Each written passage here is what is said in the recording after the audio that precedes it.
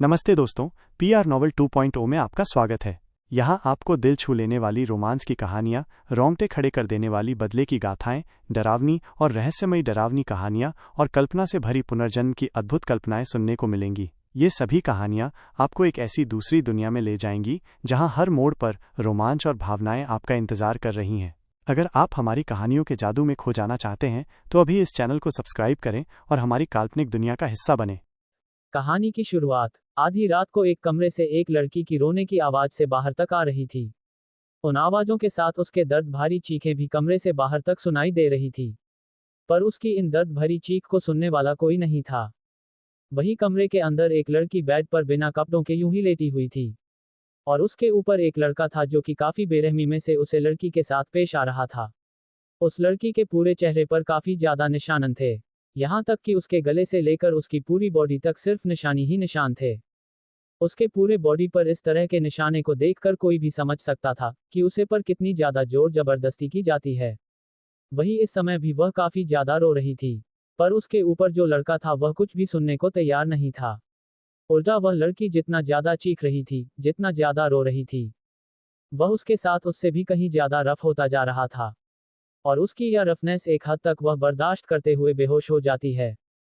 उस लड़की की बेहोश होते ही वह लड़का रुक जाता है और वह उसे लड़की की तरफ देखने लगता है। उस लड़की का छोटा सा चेहरा पूरी तरह से आंसुओं से भीगा हुआ था, जो कि खिड़की से आ रहे चांद की रोशनी में पूरी तरह से साफ साफ दिख रहा था। वही वह लड़का अब उसके ऊपर से उठता है और एक नज़र उसकी पूरी बॉडी को देखता है, जिस पर सिर्फ उसके दिए निशान ही थे। हर तरफ लाल और काले निशान भरे हुए थे। उसे लड़की की इतनी बुरी हालत देखने के बाद भी उसे लड़के को उस लड़की पर जरा भी तरस नहीं आती है। वह उठकर सीधा बाथरूम में चला जाता है और थोड़ी देर बाद में बाथरूम से फ्रेश होकर बाहर आता है और बिना उसे लड़की की तरफ ध्यान दिए कमरे से बाहर चला जाता है। उसे लड़के के जाने के बाद भी वो लड़की इस तरह बेड पर बेजान से हालत में पड़ी रहती है। इस घर में उसे लड़की के अलावा इस समय और कोई भी नहीं था। ऐसा इस घर में कोई भी नहीं था जो कि उसके दर्द को समझ सके या फिर उसे इस दर्द से बचा सके। सुबह का समय, विंडो से आ रही सूरज की रोशनी कर्टन से छनकर सीधा बेड पर पड़ रही थी। वही बेड पर सोई हुई एक लड़की, उसके लंबे बाल पूरी तरह से बेड पर बिखरे हुए थे और उसके बालों ने बेड को पूरी तरह से ढक रखा था। उसका छोटा सा चेहरा जो कि इस समय सामने की तरफ था। गोरा रंग, बंद आंखें उसकी, वह बड़ी बड़ी पलकें, छोटी सी नाक और उसके वह छोटे से होठ। देखने में लड़की बिल्कुल किसी परी की तरह थी, पर इस समय उसकी जो हालत थी उसे देखकर किसी की भी रूप काम जाए। रात भर दर्द को बर्दाश्त करने के बाद वह लड़की सुबह नींद में कसमसाते हुए अपनी आंखें खोलती हैं। आंखें खोलते ही उसे अपने पूरे शरीर में एक तेज दर्द महसूस होता है, पर वह उस दर्द को पूरी तरह से इग्नोर करते हुए बेड से उठने की कोशिश करते हैं, पर वह बेड से उठ नहीं पाती हैं। वह जैसे ही उठती हैं, फर्श पर धम से गिर जाती हैं। उसके पूरे पैर हाथ कांप रहे थे। उसे ऐसा महसूस हो रहा था मानो उसके जिस्म पर जान ही ना बचा हो। उस लड़की की ऐसी हालत थी कि ना तो रो सकती थी और ना ही अपना दर्द किसी से बयां कर सकती थी। इन 3 सालों में वो पूरी तरह से पत्थर बन चुकी थी। आखिर वो इन 3 सालों से यही सब तो बर्दाश्त कर रही थी। उसके अंदर के हर एक जज्बात मर गए थे, यहाँ तक कि उसने आखिरी बार कब मुस्कुराया था वह ये भी भूल चुकी थी। ना उसके पास अपना कहने वाला कोई था और ना ही उसके दर्द को समझने वाला कोई था, जिसकी वजह से उसने अपने दर्द को अपने सीने में दबा लिया था। वह हिम्मत करके फर्श से उठती है और अपनी लड़खड़ाते कदमों के साथ बाथरूम की तरह बढ़ जाती है। वह लड़की बाथरूम में आते हैं बाथरूम में लगे बड़े से मिला के सामने खड़ी हो जाती है और अपने बदन पर ओढ़े हुए उसे कंबल को वहीं नीचे फर्श पर गिरा देती है। उसके बाल बुरी तरह से उलझे हुए थे। आंखों से काजल पूरे चेहरे पर फैला हुआ था। होठों पर खून सूख चुका था। साथ है उसके बदन पर इतने निशान थे कि शायद ही वह उन निशानों को छुपा पाती। अपनी हालत को देखते हुए उसके चेहरे पर एक दर्द भरे मुस्कान तैर जाती हैं। उसके बदन पर जो भी निशाना इस समय था वह उसके प्यार के ही दिए हुए निशानी थी, पर फर्क बस इतना था कि इसे ये निशानियां प्यार से नहीं, नफरत में मिली थी। ये निशानी उसे नफरत में मिली थी, वह भी उस गलती के लिए जिसे उसने कभी किया ही नहीं था। उसकी गलती सिर्फ इतनी थी कि उसने एक ऐसे इंसान से प्यार किया जिसके लिए उसकी कोई वैल्यू नहीं है। उसकी जिंदगी में वह बस एक खिलौने की तरह है। जब उसे आदमी का दिल चाहता है वह उसके करीब आता है, और जब दिल चाहता है वह उसे किसी कचरे की तरह खुद से दूर कर देता है। उसने कभी सोचा भी नहीं था कि उसकी जिंदगी एक समय में यहाँ आकर खड़ी हो सकती है। कहाँ 3 साल पहले उसके पास सब कुछ था सिवाय इस इंसान के, और अब उसके पास के इंसान है तो सब कुछ उस छूट चुका है। ना तो उसके पास अब उसका परिवार बचा है और ना ही अब उसके पास उसकी पहचान बची है। वह इस शादी के बाद गुम होकर रह गए थे इस घर में। पूरे 3 साल हो चुके थे पर उस लड़की ने आज तक इस पैलेस से बाहर अपने कदम नहीं रखे थे। शुरुआत के दिनों में जब वह शादी करके आए थे तो वह बाहर जाने की जिद किया करती थी, पर हर बात पर हर चीज पर बिना गलती के सजा पाने के बाद उसने अपने हर एक जिद को, अपनी हर एक ख्वाहिश को दबाना सीख लिया था। और अब तो उसे अपने दर्द से भी कोई फर्क नहीं पड़ता था। वह लड़की अब मिरर के सामने से हटते हुए जाकर शावर के नीचे खड़ी हो जाती है और शावर ऑन करके भीगने लगती है। उसकी आज जो हालत थी उसके लिए इसमें कोई नई बात नहीं थी, हर सुबह उसकी यही हालत होती थी। इसलिए उसने अब इस बात से एतराज करना ही छोड़ दिया था और उसने इस सच को ही अपना लिया था। थोड़ी देर बाद वह बाथरूम से फ्रेश होकर बाहर आती हैं। उसकी आंखें बुरी तरह से लाल थी, साथ ही उसका पूरा चेहरा भी लाल था।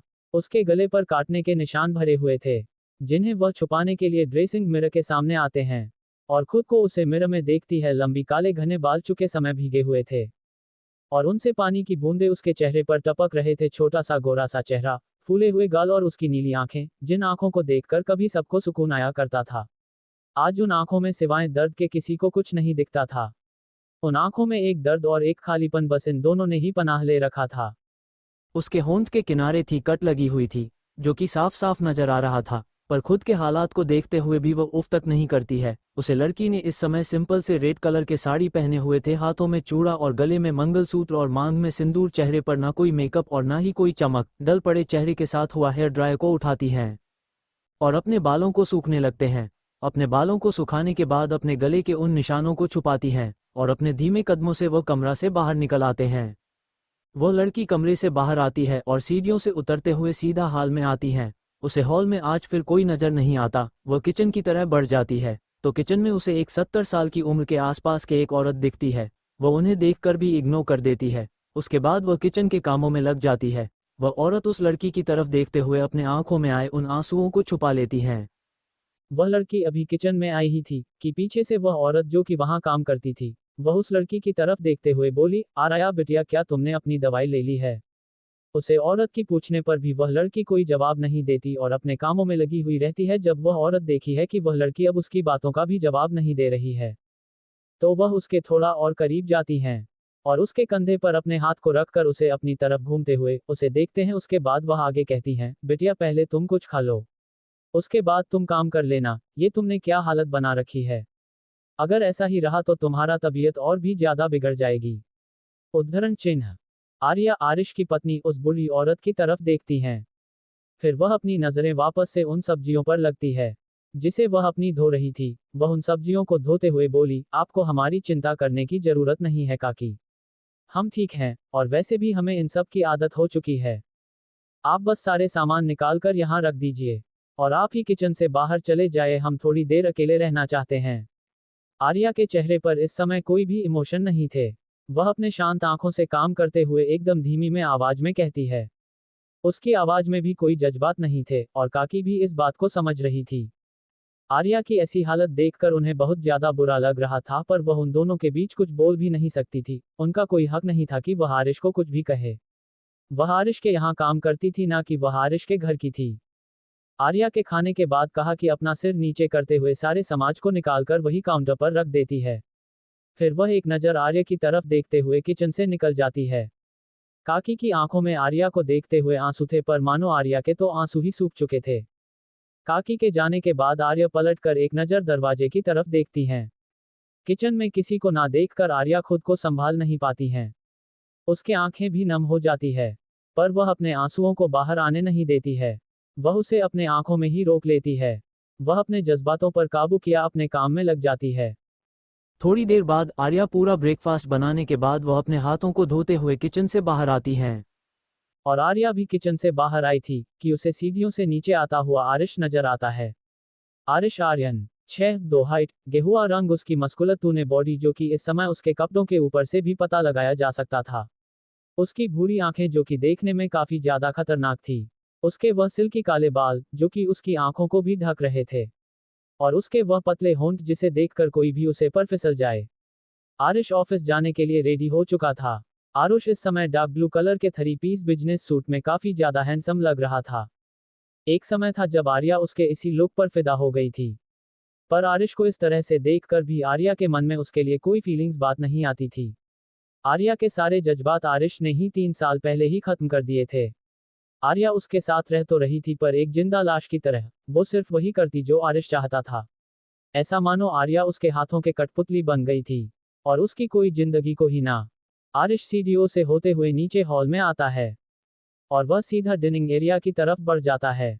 वही जब आर्या देखती है कि आरिश टाइमिंग एरिया की तरफ बढ़ रहा है, तो वह कमरे की तरफ ना जाकर वापस से किचन में आती है और आरिश के लिए ब्रेकफास्ट निकालकर उसे लेकर डाइनिंग एरिया की तरफ बढ़ जाती है। आर्या डाइनिंग एरिया में आकर आरिश के सामने उसके ब्रेकफास्ट के प्लेट को रखती हैं और एक गिलास में ऑरेंज जूस निकालकर आरिश के सामने रखकर वहीं पर अपने सर को झुकाए खड़ी हो जाती है। वही आरिश जो कि आर्या को ही देख रहा था, आर्या को लाल रंग की साड़ी में देखकर, उसके हाथों में भरी हुई चूड़ियों को देखकर, उसके मांग में सिंदूर और गले में मंगलसूत्र देखता है। उसका छोटा सा चेहरा इस समय काफी ज्यादा मुरझाया हुआ लग रहा था, पर इस समय भी उसकी खूबसूरती कहर ढा रही थी। आर्या देखने में सच में बहुत ज्यादा ही खूबसूरत है, पर इन दोनों पर काफी ज्यादा कमजोरी लगने लगी थी और काफी ज्यादा पतली भी हो गई थी। आरिश को ही देख रहा था। आर्या जब उसको ब्रेकफास्ट सर्व कर देती है, उसके बाद वह जब खड़ी हो जाती है तो आयस भी अपनी नज़रें आर्या से हटाकर चुपचाप अपना ब्रेकफास्ट करने लगता है। इस समय आरिश के चेहरे पर कोई भी इमोशन नहीं थे। वह अपना ब्रेकफास्ट करता है, उसके बाद वह चेयर से उठते हुए एक बार फिर आर्या की तरफ देखता है और वह अपने हाथ को आर्या के कमर में डालकर उसे सीधा अपनी तरफ खींच लेता है। आर्या जो कि इस समय इस चीज के लिए बिल्कुल भी तैयार नहीं थी, वह सीधा जाकर आरिश के सीने से टकराती है। आरिश की कमर को अपनी मजबूत हाथों से दबोचकर आर्या के छोटे से चेहरे को अपने दूसरे हाथों से पकड़कर ऊपर उठाता है और बिना एक भी पल का गवाए वह उसके छोटे से होठों को अपने होठों के बीच दबा लेता है और वह पूरे पैशनेट होकर आर्या को किस करने लगता है। आर्या जिसके होंठ पहले से ही कल रात की वजह से दर्द कर रहे थे, साथ ही उसके होंठ भी कटे हुए थे, उसे आरिश के इस किस की वजह से काफी ज्यादा दर्द हो रहा था और इस दर्द को सहने के लिए उसने अपनी आंखें कसकर बंद कर रखी थी। उसके मुंह से अब तक दर्द से एक आह तक नहीं निकली थी, साथ ही उसके दोनों हाथ भी उसके साड़ी पर कसी हुई थी। उसने अब तक आरिश को हाथ नहीं लगाया था, वह सीधा खड़ी थी। आरिश जो कर रहा था वह उसे करने दे रही थी। वही आरिश अपनी पकड़ और भी ज्यादा आर्या की खुली कमर पर कसते हुए उसके होठों पर एक बार फिर से बाइट कर आर्या को खुद से दूर करता है।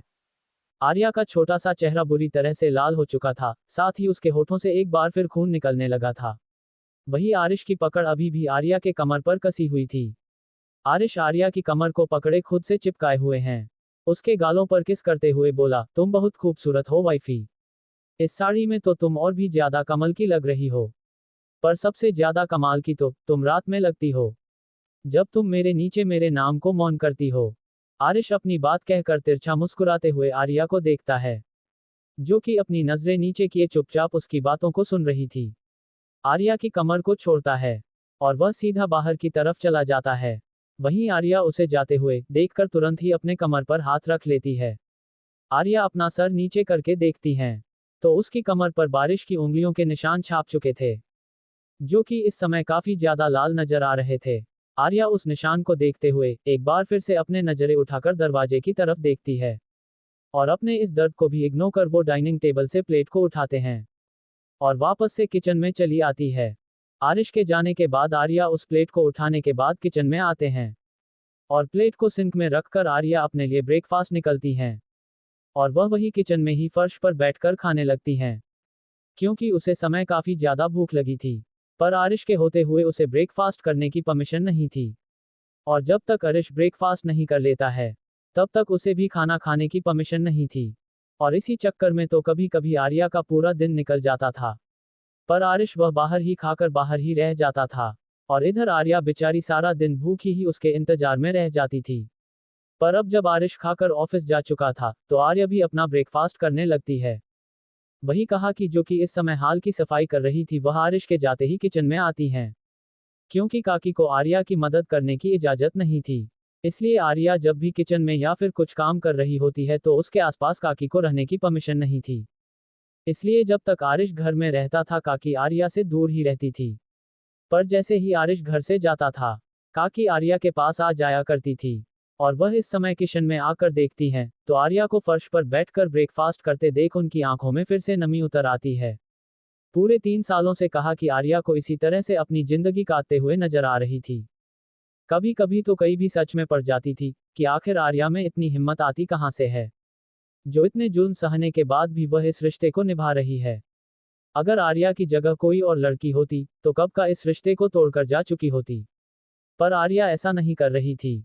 और ऐसा वो क्यों नहीं कर रही थी, ये पूछने की हिम्मत काकी में नहीं थी, क्योंकि आर्या के हर एक जवाब में सिर्फ उसका दर्द भरा होता था।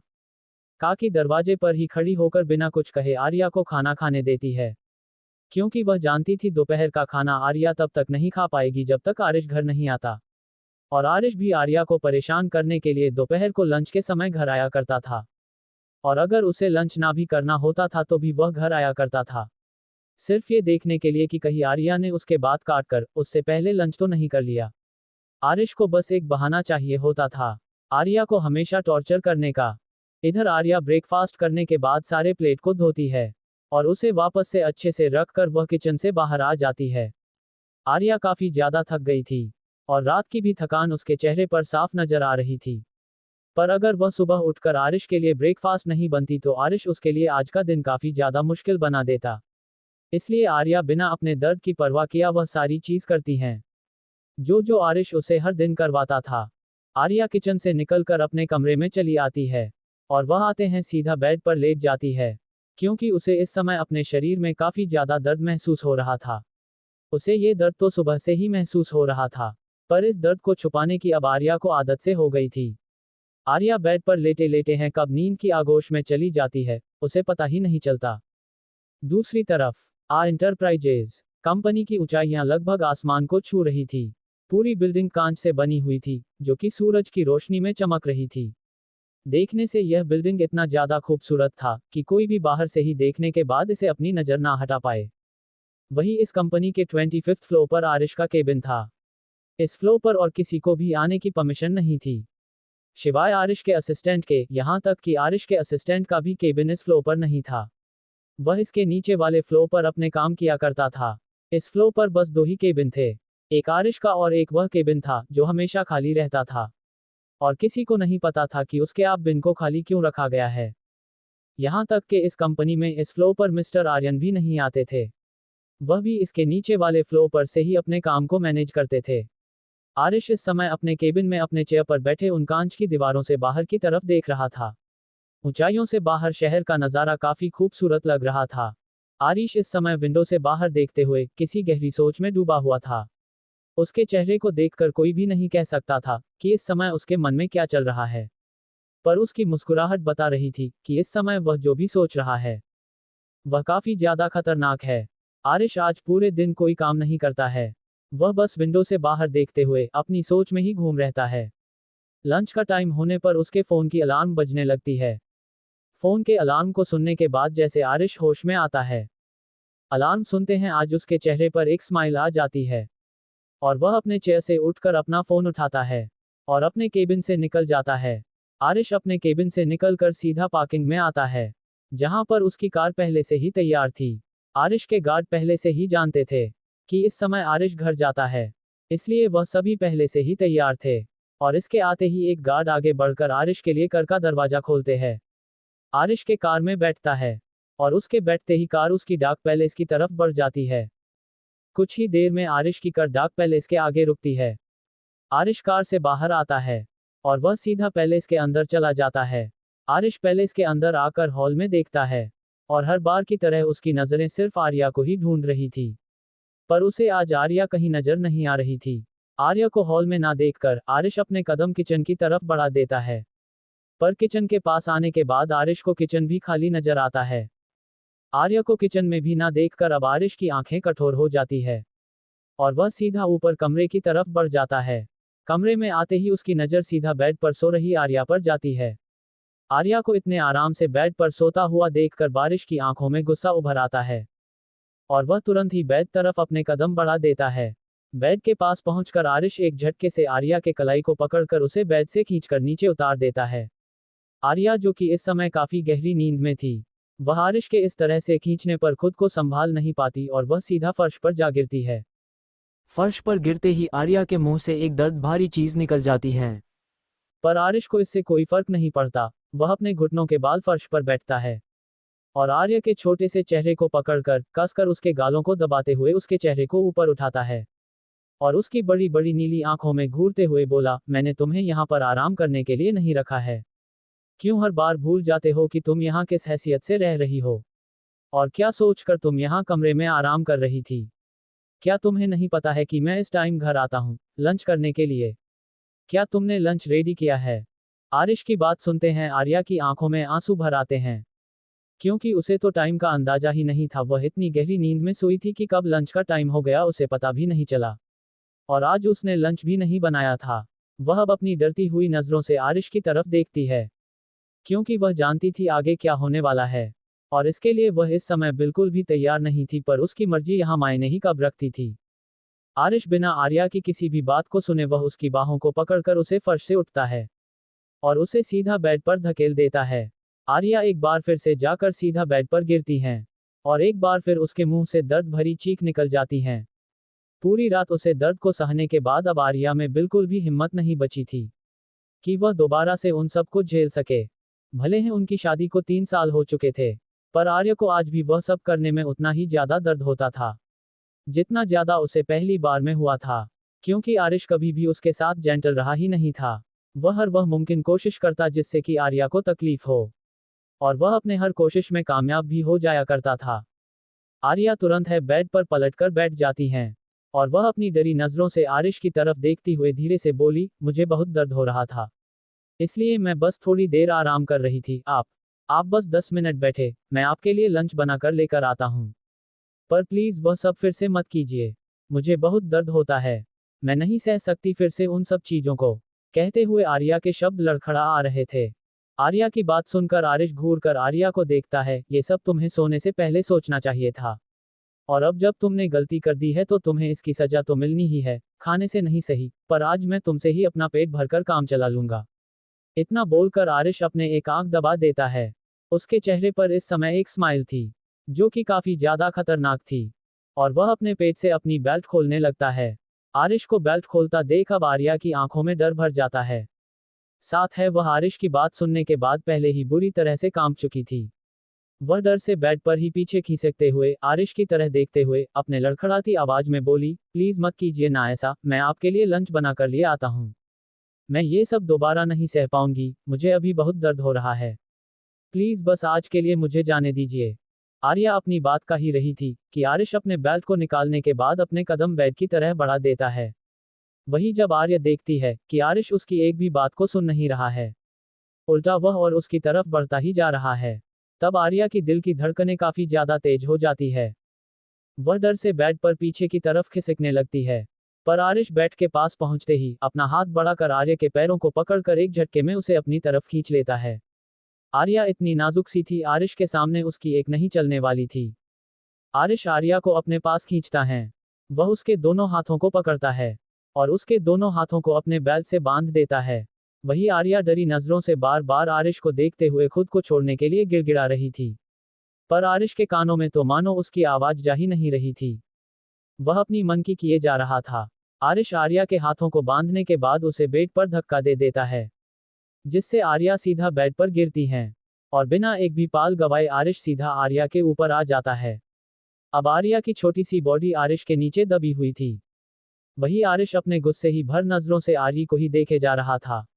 वह आर्या के हाथों को उठाकर उसके सिर के ऊपर दबाता है और अपने दूसरे हाथ से वह आर्या की साड़ी की पल्लू को उसके सीने से हटा देता है। आर्या खुद को आरिश से छुड़ाने की पूरी कोशिश कर रही थी, साथ ही वह बार बार अपने छोटे से बॉडी को मूव करते हुए वह आरिश की पकड़ से निकलने की भी कोशिश कर रही थी, पर उसकी हर एक कोशिश आरिश के आगे बेकार थी। आरिश एक हाथ से उसके दोनों हाथों को पकड़े दूसरे हाथ से उसकी साड़ी को उसके बदन से अलग कर देता है। वहीं अब आर्या की आंखों से आंसू बहने लगे थे और अब वह बिल्कुल खामोश हो चुकी थी, क्योंकि वह समझ चुकी थी कि उसके कुछ भी कहने से आरिश नहीं रुकने वाला है। वह वही करेगा जो उसका मन कर रहा है, फिर वह चाहे कितना भी उसके सामने गिगड़ ले, आरिश उसे नहीं छोड़ने वाला। वही आरिश आर्या की साड़ी को उसके बदन से अलग करके फर्श पर फेंक देता है। उसके बाद वह एक एक कर आर्या के बदन से उसके सारे कपड़े निकाल देता है। आरिश आर्या के बदन से उसके सारे कपड़े निकालकर फर्श पर फेंकने के बाद वह आर्या की तरफ देखता है वही आर्या अपने चेहरे को दूसरी तरफ घुमाए आरिश के नीचे बिल्कुल शांत थी, मानो उसे अब इस चीज से कोई फर्क ही ना पड़ रहा हो। आरिश जब आर्या का ऐसा रिएक्शन देखता है तो उसके भाव और भी ज्यादा कठोर हो जाते हैं। साथ ही वह अपने मजबूत हाथों से उसके नाजुक से कमर को पकड़कर काफी जोर से दबा देता है, जिस दर्द महसूस करके आर्या अपनी आंखें कसकर बंद कर लेती हैं, पर वह अपने मुंह से एक आवाज तक निकलने नहीं देती है। आरिश अब आर्या को देखते हुए नीचे झुकता है और आर्या के गर्दन पर अपने होंठ रख देता है, जिसे महसूस कर आर्या की आंखें खुद ही बंद हो जाती हैं। वही आरिश अब उसके गले पर वेट किस करते हुए वह उसके गले पर अपने निशान छोड़ता जा रहा था। उसके बाइट करने पर आर्या को तकलीफ तो हो रही थी, पर उसने अपने होंठों को कसकर भींच रखी थी, ताकि उसके मुंह से एक भी आवाज बाहर ना आए। आरिश काफी देर तक आर्या के गले पर अपने निशान छोड़ना रहता है। काफी देर बाद वह अपने सर को आर्या के गले से बाहर निकालकर उसके छोटे से चेहरे की तरफ देखता है, तो उसका चेहरा इस समय दूसरी तरफ घुमा हुआ था, पर आरिश देख सकता था कि आर्या ने अपने होठों को आपस में भींच रखा है, ताकि वह आवाज से ना कर सके। वही आर्या को इस तरह से देखकर वह अब आर्या के छोटे से चेहरे को पकड़कर जबरदस्ती अपनी तरफ घूमता है, और वह उसके दोनों गालों को दबाते हैं, झुककर उसके होठों को अपने होठों के बीच भर लेता है, और वह काफी पैशनेट होकर उसके होठों पर किस करने लगता है। आरिश के इतने पैशनेट किस के वजह से आर्या को अपने होठों में काफी ज्यादा दर्द महसूस हो रहा था। आरिश उसके होठों पर किस कम और बाइट ज्यादा कर रहा था, जिसे बर्दाश्त करने के लिए उसने अपनी मुट्ठी भींच रखी थी। वह आरिश बिना रुके उसे किस किए जा रहा था, जिससे अब आर्या के सांस उखड़ने लगी थी, पर फिर भी वह आरिश को छूटने की कोशिश या उसे खुद से दूर नहीं कर रही थी। उसके हाथ इस समय उसके सर के ऊपर ही बेड पर दबा हुआ था एवं वह तो अब खुद को छुड़ाने की भी कोशिश नहीं कर रही थी। वही जब आरिश हो आर्या की सांस धीमी होते हुए महसूस होती है, तो वह तुरंत ही आर्या के होठों को छोड़ देता है, और वह उसकी तरफ देखता है तो आर्या की आंखें इस समय बंद थी, और उसके छोड़ते हैं पर गहरी गहरी सांस ले रही थी। वही आरिश जब आर्या को ऐसा करते देखता है तो उसके चेहरे पर एक डेविल स्माइल आ जाती है। वह अब आर्या के ऊपर से उठकर अपने कपड़े भी निकालकर वही फर्श पर फेंक देता है, और वह वापस से आर्या के ऊपर आ जाता है, और बिना एक भी पाल गवाए वह आर्या में खुद को महसूस करने लगता है। वही आरिश के ऐसा कहते हैं आर्या अपनी आंखें और भी ज्यादा कसकर वह बंद कर लेती हैं। उसे इस समय दर्द तो हो रहा था, पर वह अपने दर्द को आरिश के सामने जाहिर नहीं करना चाहती थी। वही आर्या का ऐसा बिहेवियर और ऐसा रिएक्शन देखकर आरिश उसके साथ और भी ज्यादा रफ होता जा रहा था। वह अपनी पूरी ताकत लगा दे रहा था आर्या को तकलीफ देने के लिए। वही आर्या कसकर अपने मुट्ठी बांधे बेड पर पीछे बेडशीट को अपने मुट्ठियों में दबोचा अपने दर्द को बर्दाश्त कर रही थी। उसने अब तक आरिश को हाथ नहीं लगाया था, और आर्या कभी भी आरिश को हाथ नहीं लगती थी, फिर चाहे आरिश रात में ही उसके करीब क्यों ना आए। वह आरिश अब आर्या के छोटे से चेहरे को पकड़कर उसके होठों को जबरदस्ती अपने होठों के बीच दबाकर उसे किस करने लगता है, पर आर्या उसके किस का कोई रिस्पांस नहीं दे रही थी। वह कभी नहीं देती थी। आरिश अब आर्या की कमर पर अपनी पकड़कर और भी ज्यादा जोर लगाए जा रहा था, साथ वह अपने चेहरे को भी आर्या के गले में छुपा लेता है। काफी देर तक यह सिलसिला चलता ही रहता है, और जब तक आरिश को पूरी तरह से सुकून नहीं मिल जाता है, वह बार बार आर्या के साथ वह सब दोहराता रहता है। वही आर्या की हालत आप खराब हो चुकी थी, पर आरिश को आर्या की हालत से कोई मतलब नहीं था। वह आर्या से अलग होता है और उठकर सीधा बाथरूम की तरफ बढ़ जाता है। वही आर्या बेड पर बिल्कुल बेजान सी पड़ी हुई थी। उसका बदन अब भी बिना किसी कपड़ों के इस तरह से बेड पर बेजान सा था। आरिश ने जाते हुए एक ब्लैंकेट तक उसके बदन पर नहीं डाला था। आरिश के बाथरूम में जाने के बाद आर्या गहरी सांस लेते हुए धीरे धीरे अपनी आंखें खोलती है, और वह अपनी अधखुली आंखों से बाथरूम के दरवाजे की तरफ देखती है। आर्या में इतनी जान बची नहीं थी कि वह उठकर बेड पर बैठ पाए। वह एक दो बार उठने की कोशिश करती है, पर इस समय उसका पूरा शरीर दर्द से कांप रहा था। आर्या वापस से बेड पर उसी तरह लेटे हुए अपनी आंखें बंद कर लेती है। आर्या अपनी आंखें बंद किए हुए ही अपने हाथों को बेड पर बढ़ाते हुए ब्लैंकेट को पकड़नी है, और उसे खींचकर अपनी बॉडी पर रख लेती है। उसके बाद वह करवट लेकर अपनी आंखें बंद कर लेती है। उसे इस समय काफी ज्यादा थकान महसूस हो रही थी, और आर्या ये भी जानती थी कि बाथरूम से बाहर आने के बाद आरिश सीधा ऑफिस जाने वाला है, क्योंकि इसके बाद वह लंच नहीं करने वाला। इसलिए आर्या बिल्कुल भी उठने की कोशिश नहीं करती है, और वह बेड पर ही लेटी रहती है। वही थोड़ी देर बाद आरिश बाथरूम से बाहर आता है। उसने अपने कमर पर बस एक टॉवल लपेट रखा था। उसके बाद इस समय उसके माथे पर बिखरे हुए थे, और उसके बालों से पानी की बूंदें टपक रही थी। उसकी स्कुल बॉडी पर अभी पानी की बूंदें किसी मोती की तरह चमक रही थी। जो कि उसे बहुत ही ज्यादा हॉट लुक दे रहे थे। आरिश अपने हाथों से अपने बालों को झटकते हुए बाथरूम से बाहर आता है। वह बाहर आकर सीधा बेड पर देखता है, जहां पर आर्या बेजान सी पड़ी हुई थी। आर्या का चेहरा आरिश को नहीं दिख रहा था। आरिश को सिर्फ आर्या की खुली पीठ नजर आ रही थी। आरिश आर्या अपनी नजरें फेरते हुए चेंजिंग रूम में चला जाता है। वही आर्या बाथरूम के दरवाजे के खोलने की आवाज सुनकर समझ जाती है कि आरिश शावर लेकर बाहर आ चुका है। पर उसमें इतनी हिम्मत नहीं बची थी कि वह पलटकर आरिश की तरफ देख सके। वह अपनी आंखें बंद किए हुए बेड पर इस तरह से लेटी रहती है। इधर आरिश थोड़ी देर बाद चेंजिंग रूम से बाहर आता है। उसने ब्लैक कलर के 3 पीस बिजनेस सूट को कैरी किया हुआ था। उसके बाल अब भी उसके माथे को ढक रहे थे। आरिश चलते हुए ड्रेसिंग मिरर के सामने आकर रुकता है और वह हेयर ड्रायर से अपने बालों को ड्राई करने लगता है। अपने बालों को सुखाने के बाद वह जेल की मदद से अपने बालों को सेट करता है और पूरी तरह से तैयार होने के बाद आदेश पलटकर बेड की तरफ देखता है, जहां पर आर्या इस समय अपनी आंखें बंद किए हुए लेटी हुए थी। आरिश जानता था कि आर्या जगी हुई है, क्योंकि इतने दर्द में उसका सोना पॉसिबल ही नहीं था। आरिश अपने कदम आप बेड की तरफ बढ़ा देता है। आरिश बेड के सामने आकर रुकता है और वह थोड़ी देर तक यूं ही अपने शांत नजरों से आर्या की तरफ देखते हुए वह झुकता है और आर्या की बाह पकड़कर उसे सीधा कर देता है। आर्या अचानक से आरिश के इस तरह से पलटने की वजह से उसके मुंह से एक हल्की से आह निकल जाती है। पर जैसे हैं वह अपने आंखें खोलकर अपने सामने आरिश को देखती हैं, पर तुरंत ही अपने चेहरे को दूसरी तरफ घूम लेती है। वही आरिश आर्या का ऐसा रिएक्शन देखकर अजीब तरह से मुस्कुरा देता है। उसके बाद वह आर्या के छोटे से चेहरे को अपने हाथों में पकड़कर आर्या के चेहरे को अपनी तरफ घुमाता है और झुककर आर्या के छोटे से होठों को अपने होठों में कैद कर लेता है। वही आर्या आरिश की ऐसी हरकत पर कुछ नहीं कहती, वह बिल्कुल शांत ही रहती है और आरिश को उसके मन का करने देती है। आरिश आर्या के होठों को कूतरने के बाद आर्या से दूर होता है। उसके बाद वह उसके होठों को अपने अंगूठे से सहलाते हुए उसके छोटे से लाल हुए चेहरे की तरफ देखते हुए बोला, आज का लंच काफी टेस्टी था। बारिश की बात सुनकर आर्या कुछ नहीं कहती, वो अब भी बिल्कुल शांत ही रहती है। उसे आरिश की ऐसी बातों की आदत हो चुकी थी। वही आरिश आर्या का ऐसा रिएक्शन पाकर आर्या की तरफ देखते हुए बोला, अब मैं जा रहा हूँ, रात को तुमसे मिलता हूँ, तुम रात के लिए तैयार रहना वाइफी। आरिश वाइफी शब्द पर थोड़ा ज्यादा जोर डालते हुए बोलता है, जिसे सुनने के बाद आर्या, जो कि इस समय अपनी नजरें फेर हुए चुपचाप बेड पर लेटी हुई थी, वह तुरंत ही अपनी आंखें खोलकर आरिश की तरफ देखती है। वहीं आरिश के चेहरे पर एक तिरछे स्माइल थी। वह जानता था इस बात को सुन बाद आर्या उसकी तरफ जरूर देखेगी। वही आर्या जब आरिश के चेहरे पर स्माइल देखती है तो वह तुरंत ही अपनी नजरें आरिश से फेर लेती है, अपने दोनों हाथ को अपने पैंट के पॉकेट में डालता है और आर्या को देखता है। उसके बाद वह कमरे से निकल जाता है। आरिश के जाने के बाद आर्या बेड पर लेटी हुई अपनी आंखें बंद कर लेती है। वह रोना तो चाहती थी पर वह रो नहीं पा रही थी।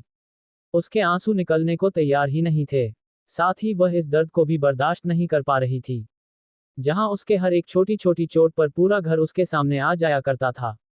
सभी उसे पर हमेशा अपनी जान छिड़कते थे। आज उसकी इस कैद में जान जा रही है और किसी को इसका एहसास तक नहीं था। आर्या जानती थी उसकी जिंदगी कैसे हो चुकी है, पर वह इस शादी से भाग भी नहीं सकती थी। आर्या मजबूर थी, उसे इस रिश्ते को निभाना ही था। उसने कितनी ही बार खुद को खत्म करने तक की कोशिश की थी, पर हर बार यह समझ लो कि यह तो उसकी किस्मत खराब थी या फिर आरिश की किस्मत ज्यादा ही उस पर मेहरबान थी। आर्या जब भी ऐसा कुछ कोशिश करती, आरिश हमेशा उसके पास पहुंच जाया करता था, जिसके बाद आर्या के लिए वह पूरा दिन दर्द से भरा हो जाता था। इसलिए आर्या ने अब उसे कोशिश को भी छोड़ दिया था। उसने अब इसी चीज को अपनी किस्मत मानकर खुद से समझौता कर लिया था। वह नहीं जानती थी उसके जिंदगी में ऐसा कब तक चलने वाला है। शादी के बाद कहीं ना कहीं उसे एक उम्मीद थी कि शायद आरिश बदल जाएगा, पर शादी को 3 साल बीत चुके थे, पर हर अगले दिन आरिश और भी ज्यादा उसके साथ रूड होता जा रहा था, जिससे आर्या खुद समझ नहीं पा रही थी कि आखिर उसकी जिंदगी में ये हो क्या रहा है और ऐसी भी क्या गलती उसने कर दी जिसकी उसे इतनी बड़ी सजा मिल रही है। शाम का समय, आर्या अपनी लड़खड़ाते कदमों से बेड से उठती है। उसे इस समय भी अपने पूरे शरीर में काफी ज्यादा दर्द महसूस हो रहा था और आरिश के रुडनेस की वजह से उसके पैरों में स्वेलिंग तक आ गई थी। वह ठीक से फर्श पर खड़ी भी नहीं हो पा रही थी, पर फिर भी उसे फ्रेश होने के बाद नीचे जाकर रात का डिनर तो बनाना ही था, क्योंकि इस बार अगर उसने नहीं बनाया तो उसकी ऐसी हालात नहीं थी कि वह फिर से आर्या की रुडनेस और रफनेस को सह सके। आर्या धीरे धीरे हिम्मत करके बेड से उठती है और वह अपने कांपते पैरों के साथ बाथरूम की तरह बढ़ जाती हैं। बाथरूम में आकर आर्या खुद को मिरर में देखती हैं। उसकी हालत सुबह से भी ज्यादा खराब थी। उसके निशान जो ठीक होते नहीं थे, उस पर और नए निशाने भरते थे। उनमें से कई निशाने से खून भी निकल रहा था, जिसे देखते हुए आर्या अपनी बेजान आंखों से देखती रहती है। उसके शरीर पर इतने निशान थे कि उसके शरीर का एक हिस्सा भी ऐसा नहीं था जो उन निशानों से बचा हो। हर तरफ सिर्फ काटने की और उंगलियों के निशान थे, जो कि अब नीले रंग के हो चुके थे। वहीं कुछ निशान जो दोपहर में ही आरिश उसे देख कर गया था, वह भी काले पड़ चुके थे। खुद की हालत को देखते हुए आर्या बस गहरी सांस छोड़ती है, क्योंकि अब ना तो उसके पास कोई उम्मीद बची थी और ना ही कोई रास्ता जिससे वह इस जिंदगी से बाहर निकल सके। ना तो वह मौत को ही अपने गले लगा सकती थी और ना ही आरिश के होते हुए मौत खुद आकर उसे गले लगा सकता था। आर्या खुद से ही अपनी नजरें फेरते हुए जाकर बाथ टब में बैठ जाती है, क्योंकि उसके पास इतनी हिम्मत नहीं बची थी कि वह खड़े होकर शावर ले सके। बाथ टब में बैठने के बाद उस गर्म पानी के एहसास से आर्या की आंखें एक सुकून से बंद हो जाती है। थोड़ी देर बाद आर्या फ्रेश होकर बाथरूम से बाहर आती हैं और वह कुर्ती प्लाजो पहनकर अपने बालों को मोड़कर उसका बंद बनाते हैं और सिंदूर और मंगलसूत्र पहनकर कमरे से बाहर आ जाती है। आर्या कमरे से बाहर निकालकर धीरे धीरे चलते हुए नीचे हॉल में आती है और वह सीधा किचन में चली जाती है। किचन में काकी पहले से ही डिनर की तैयारी कर रही थी। आर्या को किचन में आया हुआ देखकर काकी आर्या से कुछ कहना चाहती थी, पर आर्या अपने हाथ को दिखाकर काकी को कुछ भी कहने से रोक देती है। उसके बाद वह काकी को बाहर जाने का इशारा कर देती है। काकी आर्या की हालत देखकर ही समझ सकती थी कि इस समय आर्या पर क्या बीत रही होगी। आर्या की पूरी आंखें लाल थी, उसके आंखें भी सूजी हुई थी, साथ ही उसकी कलाइयों पर भी उंगलियों के निशान थे। उसके गले पर भी काटने के निशान दिख रहे थे, जो कि आर्या ने छिपाए ही नहीं थे। उन निशानों को देखते हुए काकी समझ चुकी थी, आरिश ने दोपहर में भी आर्या के साथ वह सब किया है। पर काकी कुछ भी नहीं कहती और वह आर्या की तरफ अपने नाम आंखों से देखते हुए अपने सर को हिलाकर किचन से बाहर चली जाती हैं।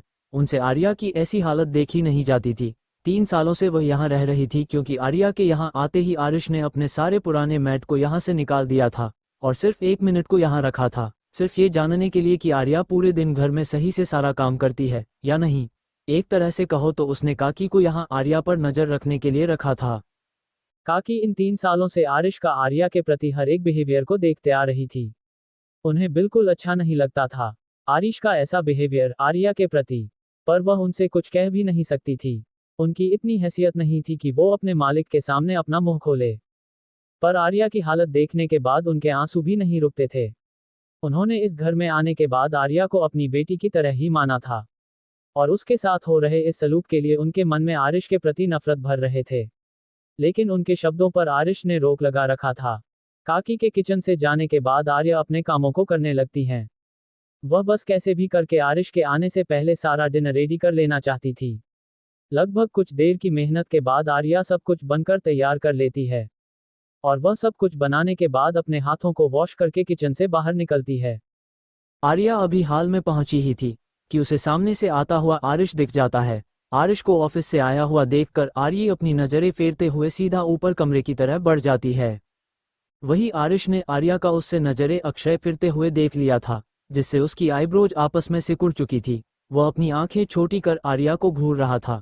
उसे आर्या का ऐसा बिहेवियर देखकर ऐसा लग रहा था जैसे उसने आर्या को कुछ ज्यादा ही छूट दे रखी हो, जिससे अब आर्या उसे इग्नोर तक करने लगी थी। आरिश अपने चेहरे पर क्रीपी स्माइल लिए आर्या के पीछे चल देता है। आर्या अभी कमरे में पहुंची ही थी कि आरिश झटके से उसे पकड़कर कमरे की दीवार से लगा देता है। आर्या अचानक से हुए इस रिएक्शन के लिए बिल्कुल भी तैयार नहीं थी और दीवार से लगते ही दीवार से टकराती है, जिससे उसे काफी तेज में दर्द महसूस होता है। पर वह समझ चुकी थी कि यह किसकी हरकत है, इसलिए वह अपने मुंह से एक आवाज तक नहीं निकलने देती है। वह अपने होठों को आपस में दबाए चुपचाप आरिश की तरफ देखती है।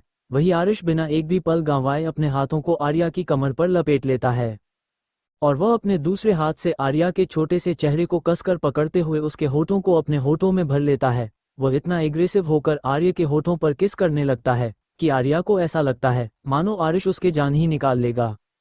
आर्या आरिश को खुद से दूर करने के लिए अपने हाथों को उठाकर आरिश के सीने पर रख देती है, पर वह जैसे ही आरिश के सीने पर अपने हाथ रखती है, आरिश झटके से आर्या को खुद से दूर कर देता है और वह 2 कदम पीछे चला जाता है। उसके बाद वह बुरी तरह से आर्या को घूरते हुए बोला, तुम्हारी हिम्मत कैसे हुई मुझे हाथ लगाने की?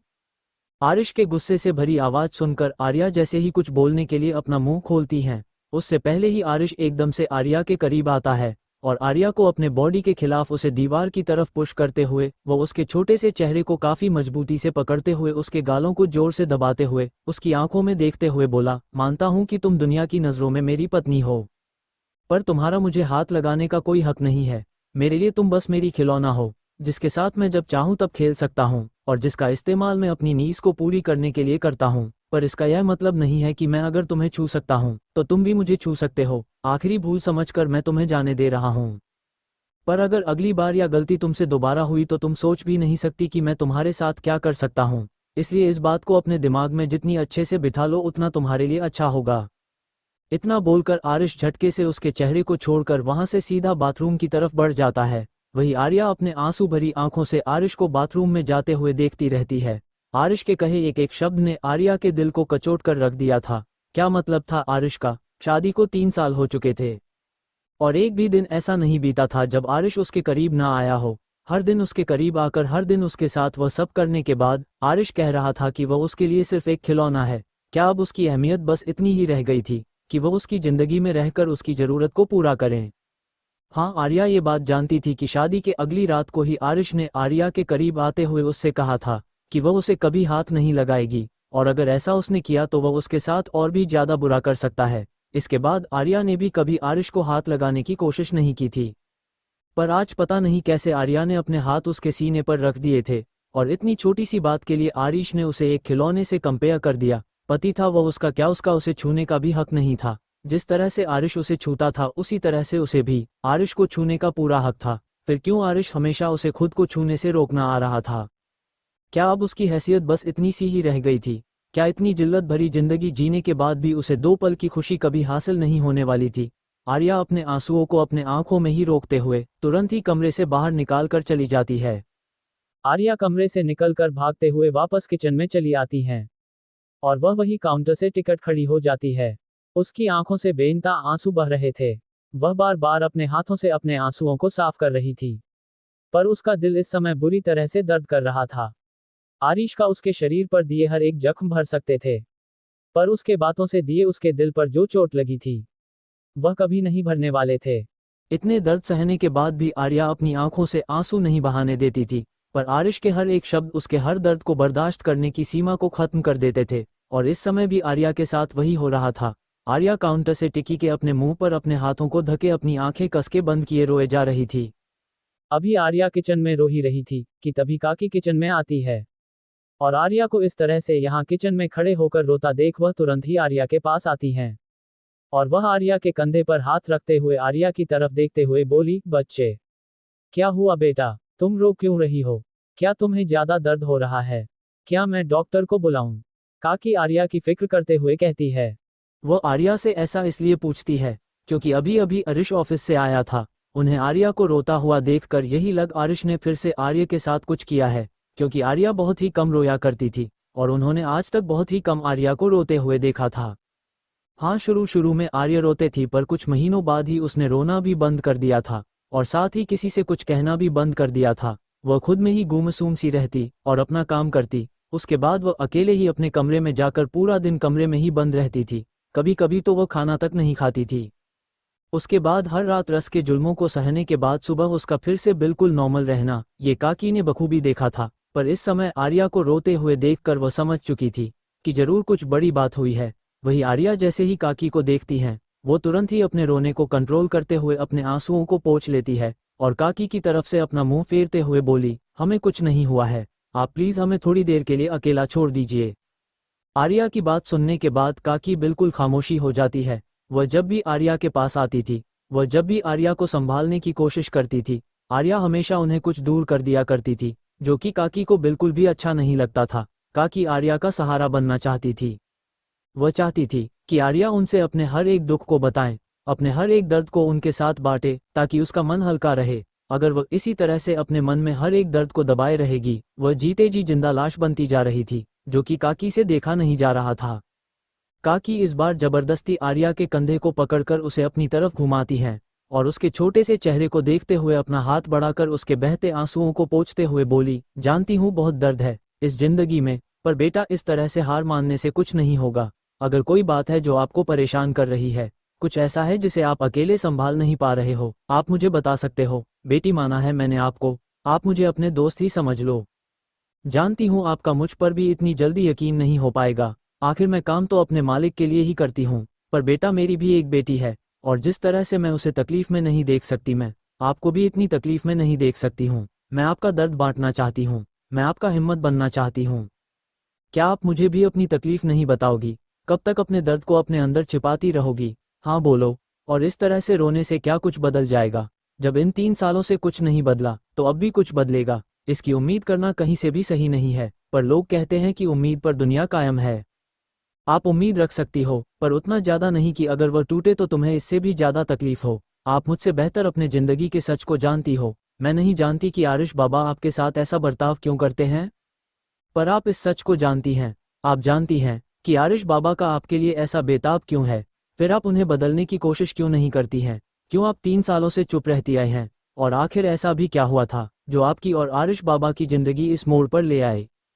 मैं जब से आई हूँ तब से आरिश बाबा के लिए आप आपकी आंखों में प्यार देखते आ रही हूँ, और आज इतनी तकलीफ रहने के बाद भी आपकी आंखों में आरिश बाबा के लिए वह प्यार नजर आता है। हाँ, फिर आप अपने प्यार के लिए कोई कोशिश क्यों नहीं करती? क्यों आप हमेशा शांत शांत से रहती हैं?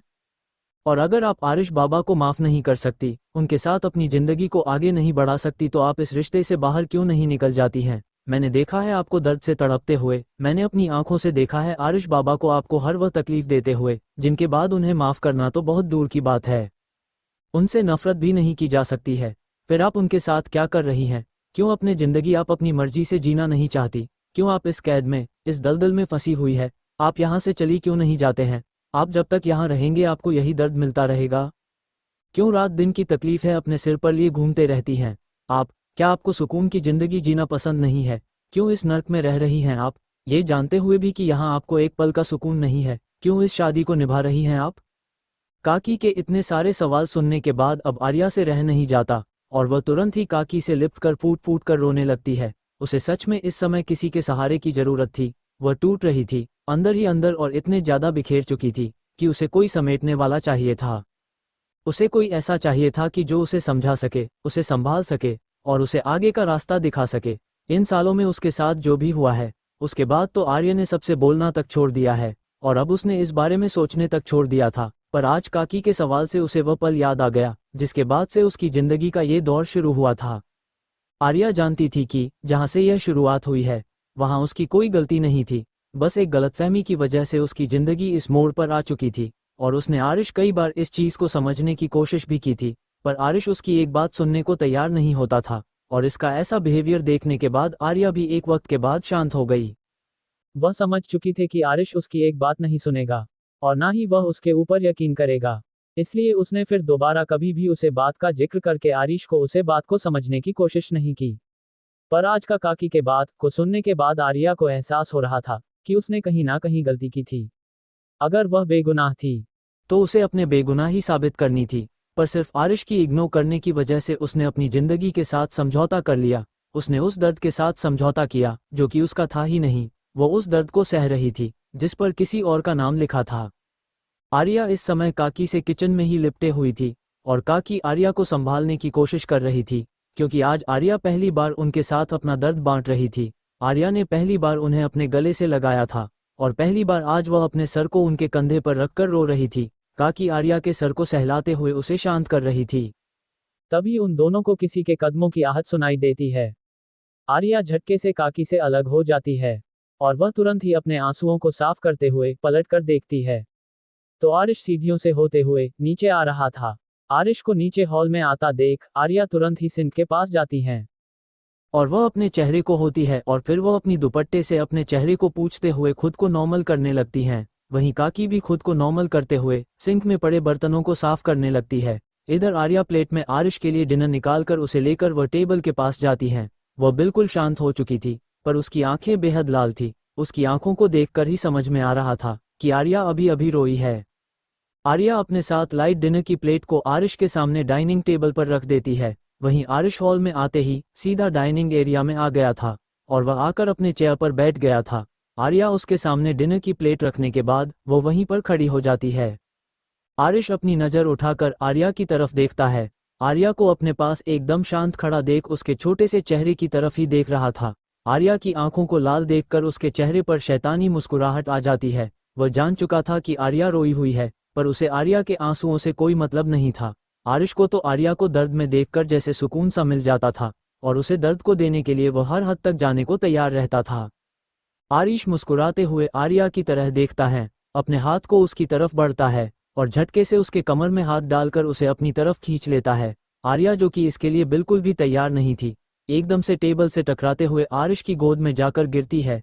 टेबल से चोट लगते ही आर्या के मुंह से चीख निकल जाती है, पर आरिश बिना उसके चोट पर ध्यान दिए अपने हाथों की पकड़ उसके कमर पर कसते हुए उसके चेहरे की तरफ देखते हुए बोला, वाइफी, अब तक तुम्हें इसकी आदत नहीं हुई है। तुम्हें तो इतने सालों तक मेरे साथ रहकर मेरी हर एक चीज़ की आदत तुम्हें हो जाने चाहिए थी। तुम हर दिन ऐसे रिएक्ट करते हो जैसे ये सब कुछ तुम्हारे लिए नया हो।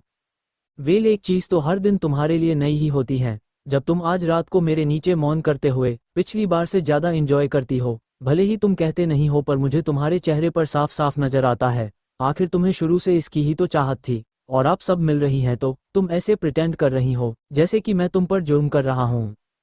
अब तुम ही बताओ, मैंने ऐसा क्या कर दिया है जो तुम अब पहले की तरह मेरे पास आने के बहाने नहीं ढूंढते हो। आखिर में तो तुम्हें वही दे रहा हूँ जिसकी तुम्हें चाहत है शुरू से, और इसके लिए ही तो तुम हमेशा मेरे करीब आती थी। फिर तुम्हें अब दिक्कत कहाँ हो रही है, तो मुझे ये बताओ।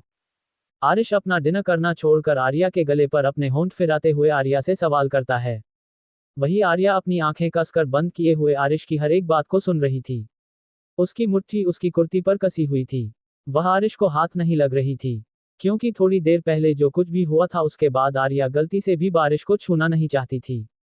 वही आरिश जब देखता है कि आर्या उसके सवालों का जवाब नहीं दे रही है, तो वह अब अपने दांतों को आर्या के गले में धंसाना शुरू कर देता है।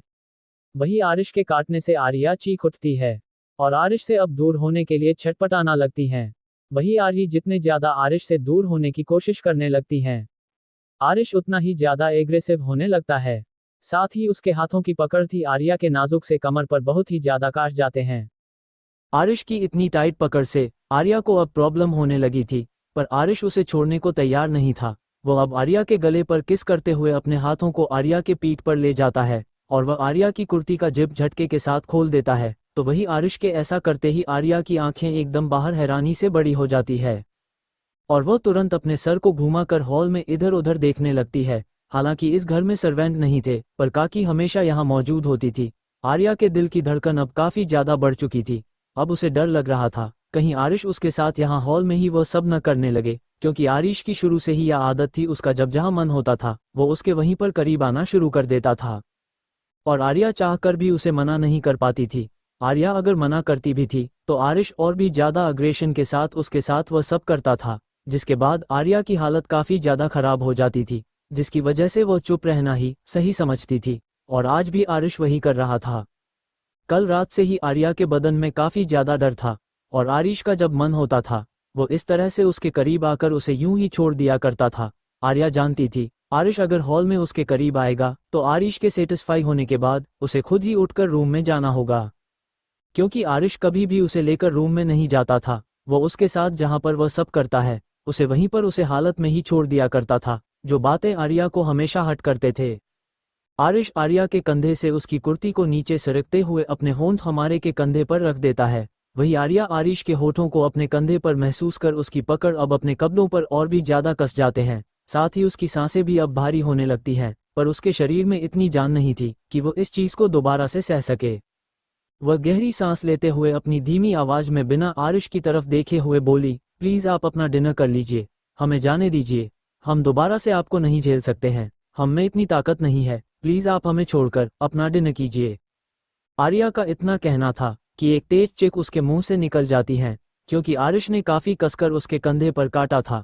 आरिश उसके कंधे पर काटने के बाद अपने चेहरे को आर्या के कंधे से हटाते हुए आर्या के छोटे से चेहरे की तरफ देखते हुए बोला, तुम्हारा मुझे मना करने का कोई हक नहीं है, मैं पति हूँ तुम्हारा, मेरा जब और जहाँ मन करेगा मैं तुम्हारे करीब आ सकता हूँ, और यह हक तुम क्या कोई भी मुझसे नहीं छीन सकता। ये बात तुम भी अच्छी तरह से जानती हो, इसलिए अब अपना यह मुंह बंद रखो और मुझे मेरा काम करने दो, क्योंकि तुम जितना ज्यादा बोलोगे तकलीफ तुम्हें है उतना ज्यादा होगा। आरिश आर्या इस बात को सुनकर तुरंत ही आरिश की तरह देखती है, तो आरिश के चेहरे पर इस समय एक डेविल स्माइल थी। वह आर्या के गले पर अपनी उंगलियां बहुत ही सेडक्टिव वे में चलते हुए उसके सीने की तरफ लाते हुए बोला, तुम जानती हो, जब जब मैं तुम्हारे करीब आता हूँ, मुझे तुम्हारे मुंह से बस तुम्हारे चिकने चिल्लाने की आवाज़ ही पसंद है। उसके अलावा एक शब्द भी मुझे तुम्हारे मुंह से बर्दाश्त नहीं है। फिर भी तुम हमेशा वही गलती क्यों करती हो? आरिश की इस बात को सुनकर आर्या तुरंत है अपना मुंह फेर लेती हैं। आरिश हमेशा ही उसे ऐसे ही एक ट्रीट करता था, जैसे उसकी ज़िंदगी उसकी कोई अहमियत ही ना हो, उसकी कोई वैल्यू ही ना हो। उसकी हर बात को वह इस तरह से इग्नोर करता था जैसे वह इंसान ही ना हो। जब मन किया वह उसके करीब आता और जब मन किया उसे ऐसे ही छोड़कर चला जाता था। क्या उसकी कोई रिस्पेक्ट नहीं है? क्या हो अगर वो उसके साथ हॉल में ही करीब आने के बाद, उसे उसी तरह छोड़कर चले जाने के बाद कोई और उसके घर में आ जाए? क्या इज्जत रह जाएगी? अगर आरिश को किसी चीज़ से मतलब थी तो वह थे बस उसकी इच्छाओं से, जिसे पूरी करने के लिए वह जब चाहे तब आर्य से पूरी कर लिया करता था। वहीं काकी जो किचन में बर्तन धो रही थी, वो बर्तन धोने के बाद किचन से बाहर आनी है, पर जैसे ही उनकी नज़र सामने एरिया की तरफ जाती है, वह तुरंत अपने नज़र झुकते हुए पैलेस से बाहर चली जाती हैं और वह सीधा सर्वेंट क्वार्टर में चली जाती है, क्योंकि आगे जो भी होने वाला था वो अच्छी तरह से जानती थी और उनके वहां पर रुकना बिल्कुल भी सही नहीं था। वही आरिश ने काकी को जाते हुए देख लिया था और अब उस घर में उन दोनों के ही अलावा और कोई भी नहीं था। आरिश आर्या को अपनी गोद में लिए अपने चेयर से उठता है और उसे लेकर हाल में ही सोफे की तरह बढ़ जाता है और सोफे के पास पहुंचकर एक झटके से आर्या को सोफे पर छोड़ देता है, जिससे आर्या एकदम से जाकर सोफे पर गिरती है और इसी के साथ वो एक बार बाउंस कर जाती है, क्योंकि सोफा काफी ज्यादा सॉफ्ट था। आर्या को चोट तो नहीं लगी थी, पर वह डर जरूर गई थी।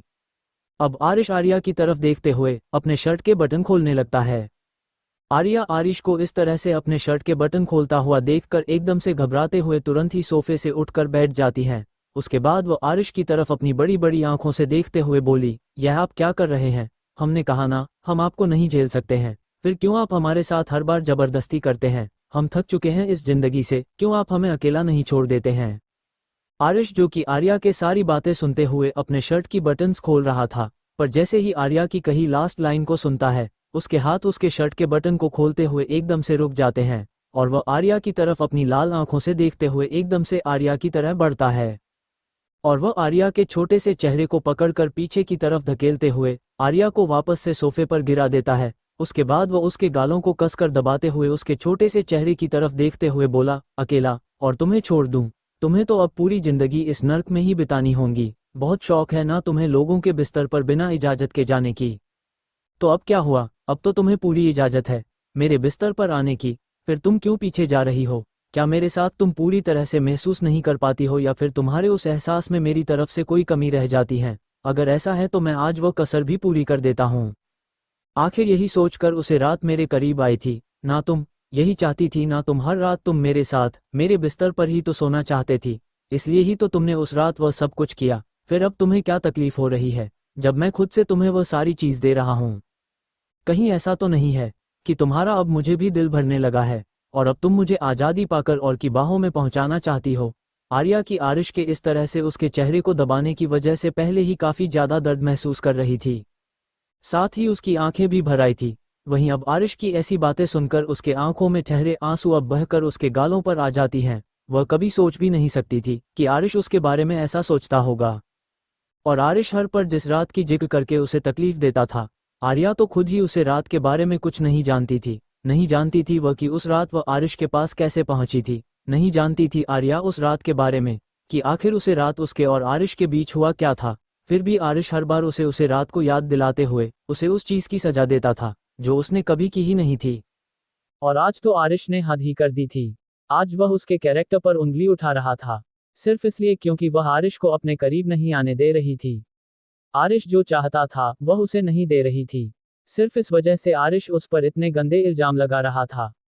आर्या की आंखें अब धीरे धीरे लाल होने लगती हैं और अब वह जो कभी आरिश को हाथ नहीं लगती थी, वह तुरंत ही अपने दोनों हाथों से आरिश के उस हाथ को पकड़ती है जिससे आरिश ने उसके चेहरे को कसकर पकड़ रखा था, और वह उसके हाथों को अपने चेहरे से दूर करने लगती है। वहीं आरिश की आंखें तीखी हो जाती है जैसे ही वह देखता है कि आर्या उसके हाथों को पकड़कर अपने चेहरे से दूर कर रही है। आरिश एकदम से आर्या के चेहरे को छोड़ता है और वह उसके दोनों हाथों को पकड़कर अपने एक हाथ में पकड़ता है और उसे उसके सर के ऊपर सोफे पर टिकते हुए झटके से उसकी बदन से उसके कपड़े को खींचकर अलग कर देता है। अचानक से आरिश के इस तरह खींचने की वजह से आर्या की पूरी कुर्ती टुकड़ों में बंट जाती है, पर आरिश को इससे कोई भी फर्क नहीं पड़ता। वो उसे कुर्ती को वही नीचे फर्श पर फेंकता है और किसी हैवान की तरह वह आर्या के ऊपर टूट पड़ता है। वही आरिश के करीब आते ही आर्या के मुंह से चीख निकल जाती है और वह दर्द से तड़पते हुए आरिश को खुद से दूर करने लगती है। पर आरिश तो जैसे आज किसी और ही मूड में था। जितना ज्यादा आर्या उसकी पकड़ से निकलने की कोशिश करती, आरिश की पकड़ उसके ऊपर उतने ही ज्यादा कसती जा रही थी। वही आर्या अब जोर जोर से रोने लगी थी, क्योंकि वह समझ चुकी थी कि वह आरिश के पकड़ से खुद को नहीं छुड़ा सकती है और उसे इस समय बेहद तकलीफ भी हो रही थी। पर आरिश तो जैसे उसे आर्या की तकलीफ से या फिर उसके रोने से उसे कोई फर्क ही ना पड़ता हो। वह बस अपने मन की किया जा रहा था और वह इतना ज्यादा रफ हो चुका था कि आर्य की आंखों के आगे अब अंधेरा छाने लगा था। आरिश आर्य के पूरे गले और उसके कंधों पर अपने निशान छोड़ने के बाद वह आर्या की होठों को अपने होठों के बीच दबाते हुए काफी एग्रेसिव होकर उसके होठों पर किस करने लगता है और इसके इतने एग्रेसिव होकर उसे किस करने की वजह से आर्या के होठों से अब खून आने लगता है, जिसका टेस्ट आरिश अपने मुंह में महसूस कर पा रहा था। पर फिर भी वो आर्या को नहीं छोड़ता है। वही आर्या को अब सांस लेने में तकलीफ होने लगी थी। वह अब आरिश की पकड़ में छटपटाने लगी थी, पर आरिश उसकी पूरी बॉडी पर अपना कंट्रोल करते हुए उसे पूरी तरह से अपनी बाहों में जकड़े हुए था। आर्या अब तो उसकी बाहों में हिल भी नहीं पा रही थी और अब आरिश आर्या के होठों को अपने होठों के बीच दबे हुए ही उसे पर किस करते हुए आर्या के करीब चला जाता है, जिससे एक तेज चिक आर्या के मुंह में ही दब कर रह जाती है। इसके साथ ही आर्या की आंखें एकदम से बाहर आने को हो जाती है और वह अपने पैरों को सोफे पर पटकने लगती है। पर आरिश तुरंत ही उसके पैरों को अपने पैरों के बीच फंसाते हुए उसके पैरों पर भी अपना कंट्रोल कर लेता है, जिसके बाद आर्या अब हिल भी नहीं पा रही थी। पर अब उसकी आंखों से बेहिसाब आंसू गिर रहे थे जो कि उस सोफे को भिगो रहे थे। और आरिश का सिलसिला शुरू हो जाता है। वही आर्या की आज दर्द भरे रात का सिलसिला भी शुरू हो जाता है। काफी देर की लंबी किस के बाद आरिश अब जाकर आर्या के होठों को छोड़ता है। आरिश के होठों को छोड़ते ही आर्या एकदम से गहरी सांस लेने लगती है। उसकी सांसें लगभग आरिश ने रोक ही दी थी। वह ठीक से सांस भी नहीं ले पा रही थी। साथ ही आरिश उसे लगातार दर्द दिए जा रहा था, जिसकी वजह से उसके सांस काफी ज्यादा फूलने लगी थी। आर्या का चेहरा बुरी तरह से लाल हो चुका था। वही उसकी पकड़ सोफे पर काफी ज्यादा कसी हुई थी, क्योंकि आरिश ने अब भी उसके हाथों को उसके सर के ऊपर ही दबाए रखा था। ये दर्द भरी रात का सिलसिला सुबह के 3 बजे तक चलता है। इस बीच आर्या ना जाने कितनी ही बार बेहोश हुई थी और कितनी ही बार दर्द की वजह से ही होश में आई थी, पर आरिश इस बीच एक बार भी नहीं रुका। आरिश अपने हर हद पार करने में लगा हुआ था। वही जब आरिश आर्या को आज़ाद करता है तो आर्या की हालत काफी ज्यादा खराब हो चुकी थी। आर्या से अलग होने के बाद सोफे से नीचे पड़े अपने पैंट को उठाकर पहनता है। उसके बाद वो सोफे के पास ही खड़े होकर अपने होठों के किनारे को साफ करता है, क्योंकि उसके होठों के किनारों पर आर्या के ब्लड लगी हुई थी, जो कि उसके किस करने की वजह से ही आर्या के होठों से आने लगे थे।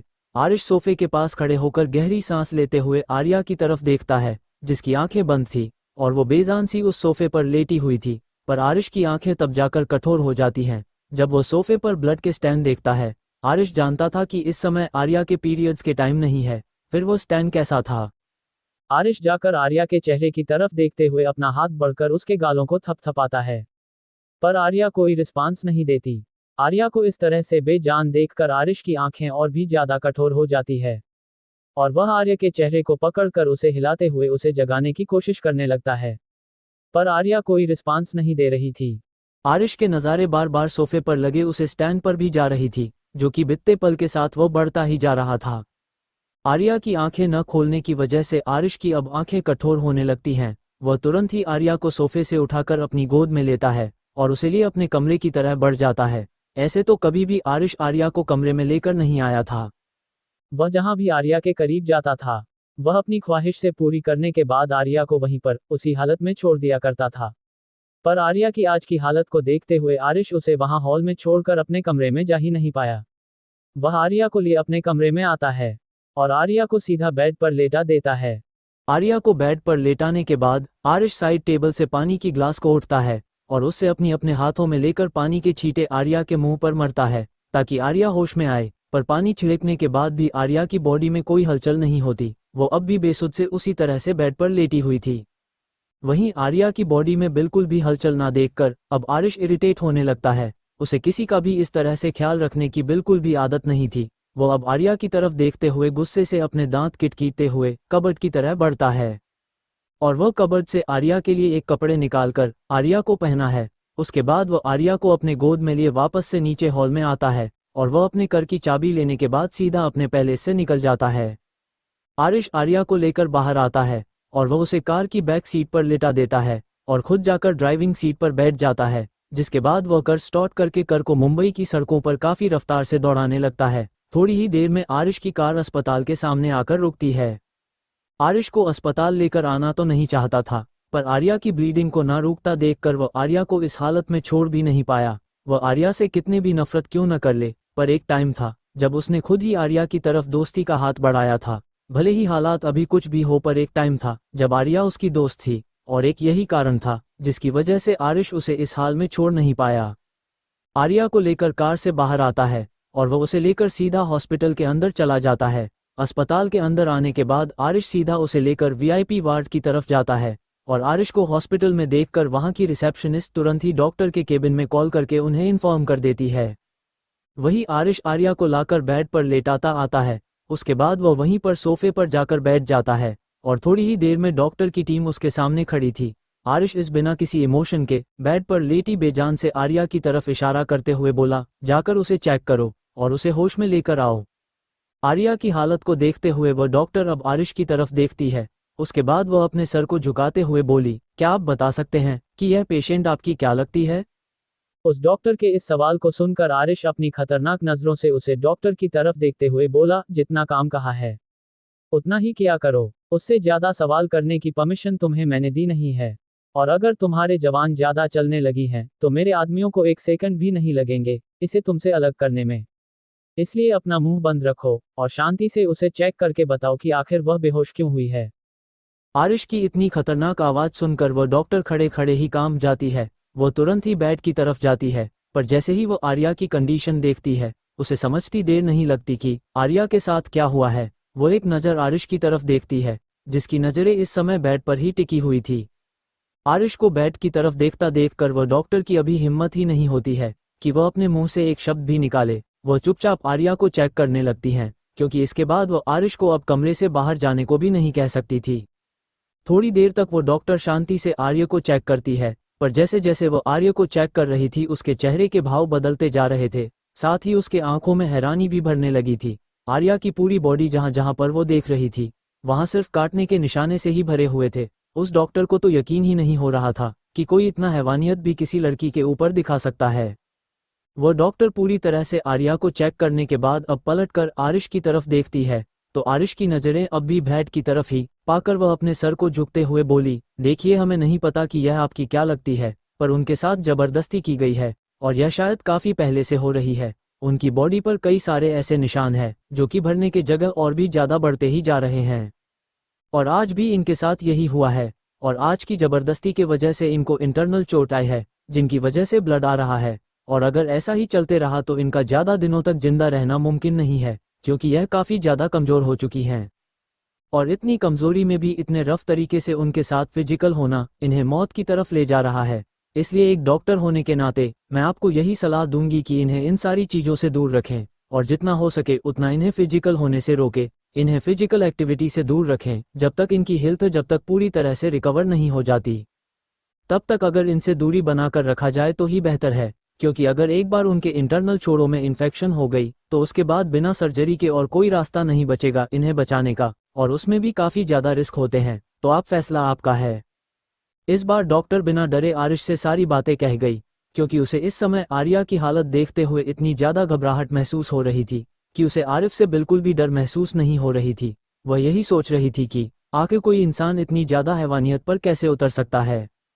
क्या उसे कभी दिख नहीं कि ये लड़की कितनी ज़्यादा तकलीफ में है, और आज भी इस लड़की की जो हालात है वह भी उसकी हैवानियत की वजह से ही है। डॉक्टर नहीं जानती थी कि ये लड़की आरिश की क्या लगती है, और आरिश उसे खुद लेकर हॉस्पिटल क्यों आया है।